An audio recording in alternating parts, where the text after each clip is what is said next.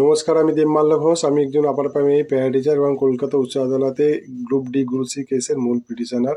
আপনাদের সামনে আমার কিছু বক্তব্য আছে যে আমরা কলকাতা উচ্চ আদালতে কাছে আমাদের দীর্ঘ 19 বছরের কিছু বঞ্চনার কথা তুলে ধরেছি এবং প্রতিকারের আশায় আমরা আছি। সেখানে আমরা তুলে ধরেছি, সেখানে আমরা টেনে এনেছি কেন্দ্র সরকার এবং রাজ্য সরকারকে, কারণ তারাই আমাদের মূল ভাতা দেয়। আমরা সেখানে তথ্য প্রমাণের সহ জানতে চেয়েছি কীভাবে আমাদের এই সমগ্র শিক্ষা মিশনের অধীনস্থ কম যোগ্যতা সম্পন্ন non teaching staff group D group সিরা আমাদের থেকে বেশি ভাতা পায়। আমরা তুলে ধরেছি আমাদের এসএসসি মাধ্যমে নিয়োজিত কিছু রেগুলার টিচার, তারা এই সমগ্র শিক্ষা ফান্ড থেকে তাদের স্যালারি হয়। হ্যাঁ, আমরা এখানে কেসের মাধ্যমে আমরা জানতে পারছি যে বিভিন্ন বিষয়গুলিতে কীভাবে আমাদের বঞ্চনা করা হচ্ছে, অন্য রাজ্যে প্যারা টিচাররা কী পাচ্ছে সেগুলো আমরা এখানে তুলে ধরেছি।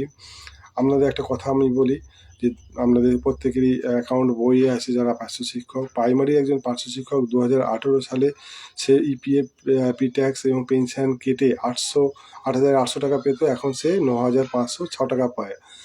আর আপার প্রাইমারি ক্ষেত্রে একজন প্যারা টিচার 11,330 টাকা পেত, এখন 12,391 টাকা পায়।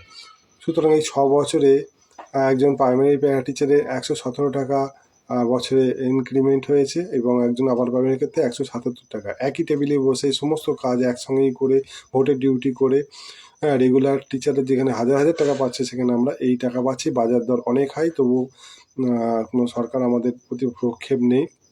এটাই আমরা আদালতে দৃষ্টি নিক্ষেপ করছি, যেখানে রাজ্য সরকার বলছে যে তাদের পয়সা নেই, কিন্তু এই সমগ্র শিক্ষার টাকা কিন্তু বেড়েছে। 18 সাল থেকে 23 সালের মধ্যে প্রায় 700 কোটি টাকা বৃদ্ধি হয়েছে, কিন্তু প্যারা টিচারদের সেইভাবে কোনো উন্নতি হয়নি।